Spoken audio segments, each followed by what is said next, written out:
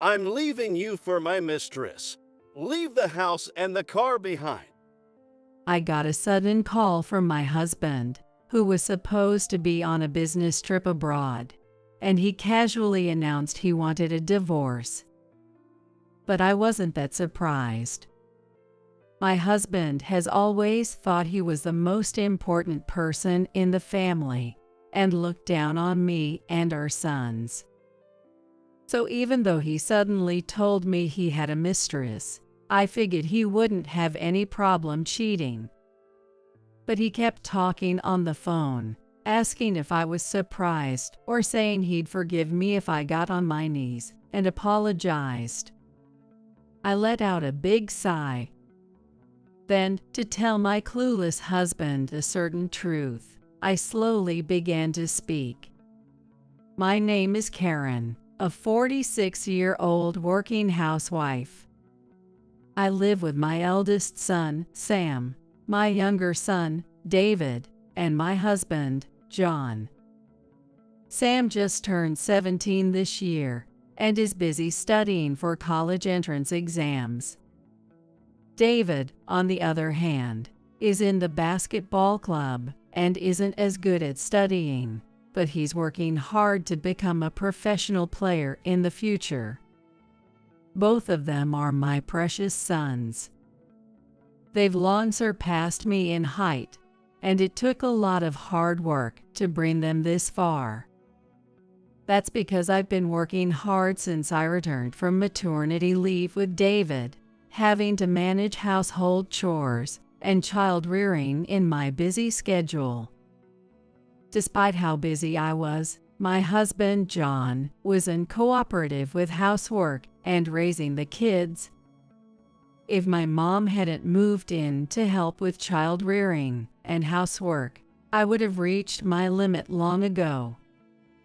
However, John once said to me at that time, "Aren't you relying on your mom too much?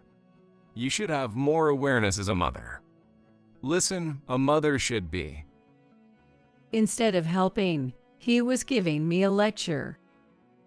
During that busy time, I was too preoccupied to listen to his lectures properly, but apparently my attitude bothered him. Once, at John's company's barbecue, one of his colleagues said, "Your wife has been working hard since she returned from maternity leave. That's impressive. Most people can't do that." No. She's all about work and doesn't do much housework or child rearing. So it's tough. John replied.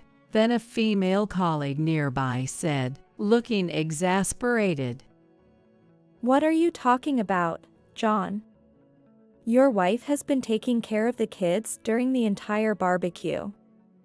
You've just been drinking and enjoying yourself. Why don't you help her a bit?" Yo, you might get divorced for being a useless husband.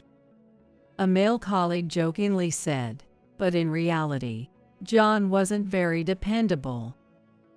Despite such incidents, instead of reflecting, John became a more annoying husband over time, giving more orders without lifting a finger. One day, while I was at work, David's homeroom teacher called. "What? David has a fever." Yes, I'll come pick him up." He had quite a high fever and needed to be picked up. But I was at work and couldn't leave. I also had an important meeting coming up. I remembered that John was off that day and called him to ask if he could pick David up. What? I'm busy right now. "But you're off today, right? Please, can you pick him up?" I begged, but John, sounding annoyed, refused. Isn't that a mother's job? People would look at me weird if I picked him up. You can just go. "But I'm busy with work." Your job isn't that important, is it? Just leave and pick him up. With that, John hung up. I was stunned for a while, holding the phone tightly, unable to believe how terrible John's response was. Then I remembered that Sam's school ended in the morning, so I quickly called him. Wow, that's serious. I'll go pick him up. Don't worry about David, I'll take care of him.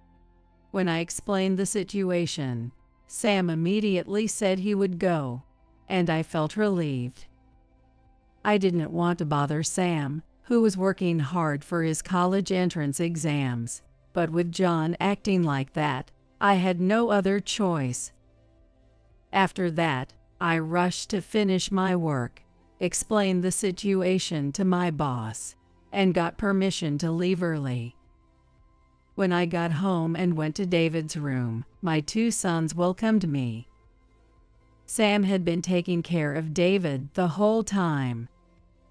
Beside David's bed were the chicken soup and cold medicine that Sam had prepared. Sam, thank you so much. You really helped me. It's okay, Mom. You worked hard today. Sam smiled at me, and I smiled back. Even David, lying in bed with a fever, said welcome back in a dazed voice. David, you should keep resting. As Sam tucked his brother in, I couldn't help but feel tears welling up, seeing how much he had grown. Meanwhile, while Sam was taking care of his brother, John was. You're home early. I'm hungry. Make me dinner. He was just lounging around in the living room, scrolling on his phone.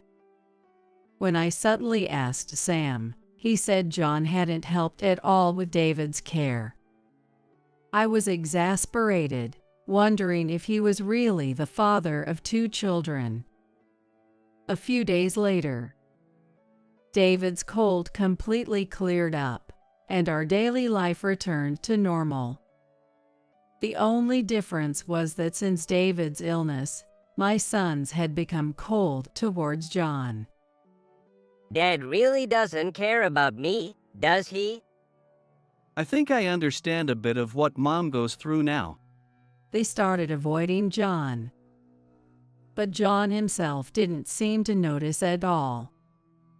On the contrary, he was in a great mood because of his upcoming business trip abroad. The trip was supposed to last about 2 weeks. Despite it being a work trip, John was completely in vacation mode, and I was exasperated. I have meetings about the business trip, so I'll be home late. He had told me that beforehand, but coming home late almost every night was concerning. Often, when John came home, the family was already asleep, but he didn't care and never tried to be quiet when closing the door. Lately, the noise of him coming home often woke me up. Moreover, he got annoyed if I was already asleep when he came back. It's nice that you get to sleep before your hard-working husband comes home.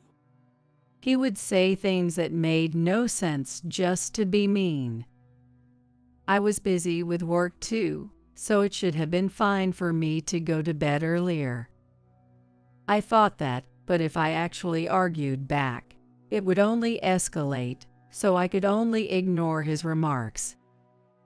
One day, John was supposed to come home after 11 p.m., so I decided to go to bed early. Just as I was starting to doze off, my blanket was suddenly yanked off, and I was roughly shaken awake. Hey, wake up! Your husband's home. John, who was drunk and red-faced, had forcibly woken me up. The smell of alcohol was so strong that it filled the room, making me cover my mouth. "Are you drunk? Knock it off. I have to work early tomorrow," I retorted without thinking, but John mumbled something at me, slurring his words so badly I couldn't understand him. Then he collapsed onto the bed and fell asleep. The next morning, John seemed to remember what had happened the night before and glanced at the breakfast on the table. I don't need breakfast. With those words, he left for work quickly. It was probably his way of getting back at me for talking back yesterday. My two sons, who saw this, looked exasperated. What was that? Is he a kid or something? Mom, can we eat this? Yes, go ahead. The boys finished the leftover breakfast and, with a cheerful thanks for the meal, headed off to school with smiles on their faces. The night before John's overseas trip, All right, I'm all set. John was happily humming to himself as he prepared. The boys watched him with cold eyes. Recently, they had been thoroughly fed up with John's selfish behavior. Even when he was in the living room, the boys didn't speak to him. But John, oblivious to their cold stares, cheerfully talked to them. I'm going abroad for work. No souvenirs for you guys. That's fine. We don't really need anything. Sam replied calmly, and John looked a bit annoyed. David didn't even look at John. How disrespectful. What if Dad doesn't come back from his trip? Maybe I don't want to come back to such ungrateful kids. John's attempt to elicit some affection made me frown. This kind of behavior is something children do, not grown adults with their own children. The boys seemed equally unimpressed. Sam let out a big sigh and turned away. David, giving John a cold glance, turned to Sam. Hey Sam, I need some help with my studies. Sure, let's go to your room. John watched in shock as his two sons ignored him and left the living room. What the hell was that attitude? I was about to say, "It's your fault," but John suddenly glared at me, and I couldn't get the words out. Then John said something absurd. It's your fault for how you raised them. What? Because of you, they're disrespectful to me. Make sure you straighten them out before I get back from my overseas trip. With those words, he stomped out of the living room. A week after John left for his business trip, we were having a very peaceful time as a family. But one afternoon, I got a call from John while I was at work. "Hello."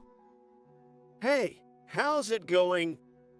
John's voice on the other end was slightly slurred. He sounded pretty cheerful, clearly drunk. "What do you want? I'm at work." I tried to hide my exasperation, but instead of getting annoyed, John sounded even more cheerful and said something outrageous. So, it's out of the blue, but I'm moving in with my mistress, so I want a divorce. Leave the house and the car behind. What? You didn't seem to notice, so I'll tell you. I've been cheating on you for 2 years. According to John, this business trip was actually a vacation with his mistress. The work part was a complete lie, and he was currently enjoying a trip with her in a tropical resort. My mistress, Olivia, is way prettier than you. She still embraces her femininity. She's kind, attentive, and just wonderful. John kept bragging about his mistress Olivia, even though I didn't ask. And then he said, It's your fault for not taking care of me that this happened. If you get on your knees and apologize, I might forgive you. He was clearly drunk, but he sounded serious. He seemed to think that by confessing his affair in his drunken state, I would be so shocked that I would do whatever he said. As if that would ever happen. John took my silence as an opportunity to keep insulting me. I interrupted his rant with a big sigh. And then, to tell the clueless John the truth, I slowly began to speak. We don't have the house or the car anymore. Huh? John's voice sounded deflated. I almost laughed at how pathetic he sounded, but continued. Why don't you come back right now and see for yourself? Anyway, I'm at work, so I need to hang up. Wait. John tried to say something, but I mercilessly pressed the end call button. The next day, after finishing work and getting home, I was relaxing when John called again. Hello. There's a for sale sign on my house, and the car is gone too. What the hell did you do? John jumped straight to the point, and I replied, exasperated. What did I do? I just sold my own house. The car was in my name, so I took it to my new place. What? Your house? What are you talking about? That's my house. How could you sell it without asking me? Were you really unaware of this? I couldn't believe my husband was this clueless. I found myself holding my head in disbelief. To make him understand the reality, I decided to explain everything from the beginning. The house we had been living in was in my name. We had planned to get a joint mortgage before building the house, but during the process, it was revealed that John had a significant amount of debt. Sorry for hiding it. Sorry won't cut it. We won't get the mortgage approved like this. I said, exasperated, and John pleaded me. Could we get the mortgage in just your name? I'll still help with the payments. Feeling guilty, he kept apologizing until I agreed, and we ended up getting the house with just my mortgage. As a result, the house and land were in my name. This was before David was born. John initially gave me some money every month, but soon he started delaying, and eventually, he stopped giving me money altogether. Around this time, I found out I was pregnant with David. Since I was paying the mortgage by myself, I had to work hard after returning from maternity leave. I kept asking John to help with the mortgage, and he'd say okay, but he never actually did. While he did provide living expenses, handling the monthly mortgage payments alone was a huge burden. I can't rely on John. I need to protect our kids' lives. Back then, I was so focused on protecting my kids that I didn't have time to think about myself. If I had more time and composure, I might have lectured John and demanded he pay up. But back then, I didn't have the luxury of time or emotional space. Thanks to my hard work after maternity leave, I managed to get promoted without falling behind my peers. With the promotion, my salary increased. After the kids grew older, I could work overtime and significantly boost my income. I worked hard and paid off the mortgage a few years ago. I thought we would live in this house for the rest of our lives, but I never imagined things would turn out like this. After I explained the situation to John, he still didn't seem convinced. No, this is ridiculous. I'm their father. The house should be in my name since I'm the head of the family. John thought that being the man and the head of the family meant the house was automatically his. I sighed and continued to explain patiently. Then why was I able to sell the house and land? If you were the owner, I couldn't have done that. That was because you. Someone who isn't the owner can't just sell a house or land. Think logically. John fell silent. It seemed he was starting to understand the reality of the situation. By the way, the car he mentioned was also in my name, and I paid for it. John sold his own car to pay off his debts and had been using mine ever since. When I used a car, he had to ride a bike, and he always seemed unhappy about it. Why do I have to ride a bike? Seeing John grumble about it, I thought, if he was that unhappy, he should buy his own car with his own money. Did John think my car was his too? John always looked down on our family, seeing us as beneath him. He probably lived under the assumption that whatever belonged to the family was his. I couldn't believe I had managed to live with someone so selfish for so long. As I was feeling exasperated, John suddenly raised his voice, having realized something. Wait a minute. Why did you sell the house while I was on my business trip? Oh, that. I've known about your affair for 2 years. I was preparing for a divorce all this time. I sold the house because I knew you would cling to it even after the divorce.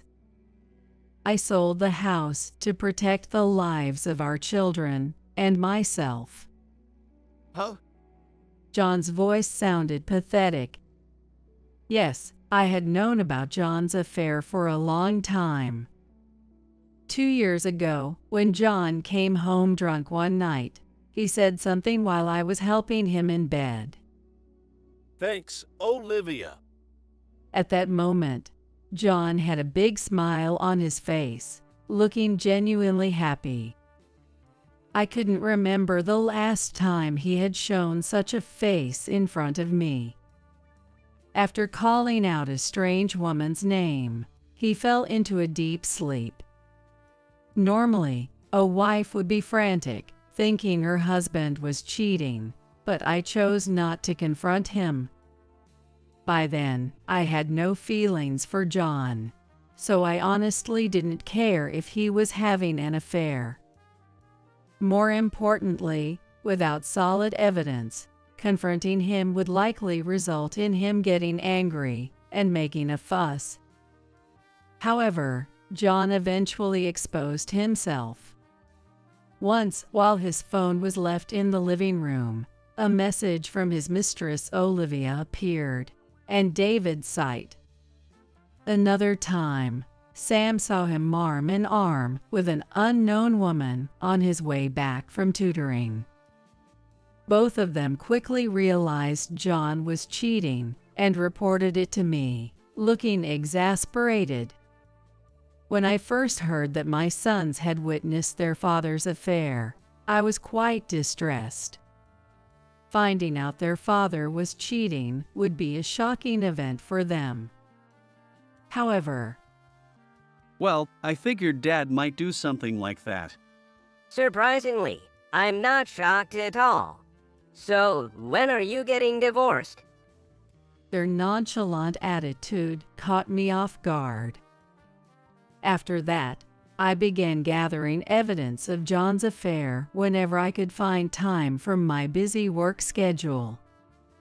Because I've been so busy over the past few years, it took me 2 years to collect everything. John was pretty careless, but for some reason, he thought he was getting away with the affair. When John heard that the kids and I already knew about his affair, he sounded panicked on the phone. No way! How did you find out? Well, you were pretty careless. I gathered all the evidence without even hiring a private investigator. And by the way, I sold the house while you were on your business trip as a bit of payback for all the crap you've put us through. I had collected all the evidence and was wondering when to bring up the divorce. And then John mentioned his overseas trip. With a smug look, John talked about his trip, and I realized it was a vacation with Olivia, not a business trip. I decided it was the perfect opportunity and finalized the sale of the house. By the way, we are now living in a temporary apartment. It's far from the house we used to live in, so it will be hard for John to find us. Desperate, John said frantically. Where are you now? I'll come over. He still didn't understand the situation. We no longer considered John part of the family, yet he still thought he could be with us. There's no way I'm telling you. We're already divorced. I heard John gasp on the other end of the line. Yes, John and I were already divorced. Once, John and I had a big argument. All you do is work. Get it together. You're a mother, aren't you? Take care of the house properly. During that time, I was extremely busy, working overtime almost every day. The kids helped with the housework, understanding how busy I was, but John did nothing as usual. He was annoyed by the fact that I was busier than him and took out his unreasonable anger on me. You need to get it together. I'm doing the housework in between my busy schedule. You can't even take out the trash properly, so don't lecture me. Exhausted, I snapped and said some harsh words. But compared to John's usual verbal abuse, mine were mild. However, John lost it, slammed a completed divorce form in front of me, and yelled, How dare you talk to your husband like that? Apologize now. If you don't, it's divorce. John's face turned red with anger, and he was breathing heavily. Seeing him like that, I realized talking any further was pointless. So reluctantly, I apologized, but I kept the signed divorce papers, thinking they might come in handy. While John was on his trip, I submitted the divorce papers, and it was finalized. I was officially free from John. Wait, I didn't really want to divorce you. After cheating, you have the nerve to say that. I've wanted a divorce since 2 years ago. John, in a trembling voice, begged, but I coldly refused. Oh, and I'm not just stopping at divorce. I'm suing both you and Olivia for damages. What? Thanks to the evidence I gathered over the past 2 years, I've already identified Olivia's address. Olivia lives at her parents' house with her brother and his wife. She hardly does any housework, so her whole family resents her, but she's naively thinking she'll move out once she gets married. I found this information through Olivia's account on social media. She has a habit of posting everything that happens around her. It was incredibly useful for gathering evidence of the affair, but I kept that to myself. If she doesn't even do housework, she won't check the mail, right? Today, my lawyer is sending her a certified letter. Once it arrives, her family will find out about the affair. I had already asked my lawyer to send a demand for damages based on the evidence I collected. The lawyer is very efficient and quickly handled the necessary procedures. He assured me that the evidence I provided was sufficient to claim damages. This was good news for me, but it seemed like the worst for John. You can't be serious. Hiring a lawyer, demanding damages. Do you know what you're doing? What do you mean? I'll just get compensation from you and Olivia. It's no problem for me. What? This is a problem for me. If Olivia's family finds out, they'll blame me too. I responded calmly to John's panicked outburst. So what? We're divorced. What happens to you doesn't concern me or the kids at all. Oh, speaking of the kids, I'll be taking custody. You've hardly been involved in raising them, so you can't take care of them. John let out a guttural sound. It seemed he finally realized that I had completely cut ties with him. Let me talk to the kids. What? They're there with you, aren't they? Let me talk to the kids. I glanced to my side. Our temporary apartment was a bit small for the three of us, so it was easy for my sons to overhear my argument with John. At Sam's request, I had put the phone on speaker, so the boys had heard the entire conversation. Sam listened to John with a blank expression, while David was frowning deeply. I hesitated about letting them talk directly to their father, but Sam and David both looked at me and nodded firmly. Hello, Dad. Sam, thank God, you're okay. John's tone implied I had harmed the kids, which annoyed me. Sam felt the same way, and angrily replied to John. What do you mean, okay? Mom hasn't done anything bad to us. In fact, we're really happy she divorced you. And remember, you're the one at fault here. Mom and we are the victims, got it? John was speechless at Sam's harsh words. Hey, Dad, did you enjoy your overseas trip with your mistress? David, You said you wanted to talk to us, but what do you want to say? Were you planning to tell us we need a father or that we'd be sad without you? John let out an inarticulate groan, clearly caught off guard. David responded with a voice full of disgust. Actually, we don't need you at all. In fact, it's a relief. Thinking about not having to live with you anymore makes me excited for the future. no way. I feel the same as David. Living with you makes it hard to concentrate on my studies. Our family doesn't need you. With their complete rejection, John started to cry. I'm not one to kick a man when he's down, but I had to say my final words. By the way, I've already informed your parents. They were completely disgusted with you. They said they won't help you at all if you get into trouble. John began to wail. His affair had cost him dearly. Well, goodbye. From now on, we'll communicate through lawyers, so this is the last time we'll talk. Enjoy your life with your mistress. John's voice echoed with despair on the other end of the phone. Ignoring it, I pressed the end call button.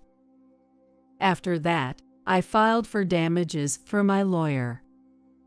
Since John had spent nearly everything except the living expenses he gave me, he had no savings and had to take out loans to pay the damages. He pleaded for help from his parents, but they refused to give him a single cent. Moreover, John had used up all his vacation days to go on dates with Olivia, who was off on weekdays, and still had to take unauthorized leave frequently. This greatly affected his performance reviews, and his chances of future promotions were gone. Even though he had been cheating as he pleased, John was deeply shocked when I divorced him. He couldn't focus on work and would likely be demoted eventually. I was exasperated, thinking he should have never cheated if it would shock him so much. Now he's struggling to make ends meet while repaying his debts. This information came from his parents, who showed no sympathy for their son. Olivia was also found out by her family and kicked out of the house. Her family seemed to be sensible people and even sent me a letter of apology through their lawyer. According to the letter, they disowned her and threw her out of the house without mercy. Olivia couldn't cover the damages even after exhausting her savings and had to take out loans. However, the lender seemed to be a kind of loan shark, and she was barely able to keep up with the interest payments. Currently, she's working multiple jobs to repay her debts, but I doubt that lifestyle will last long. Well, her fate isn't my concern anyway. Apparently, Olivia tried to steal John from me for his money.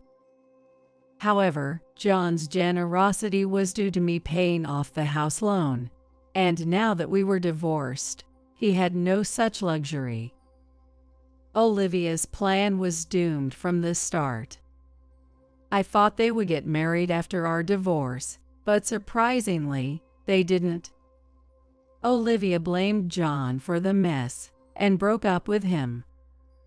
In the end, John lost his family, his mistress, his money, his home, and his car. Currently, he lives alone in a run-down apartment that's about to fall apart. Meanwhile, I live peacefully with my 2 sons. Selling the house and car brought in a substantial amount of money, so I decided to buy a second-hand house. It's smaller than our previous one, but the previous owners took great care of it, and it looks almost new. My sons seem to love the house, and we live there happily every day. Have a good one, Mom. See you later. Have a great day, both of you. Today, my sons headed to school with smiles on their faces. I sent them off with a smile as well, wishing in my heart that such happy days would continue forever.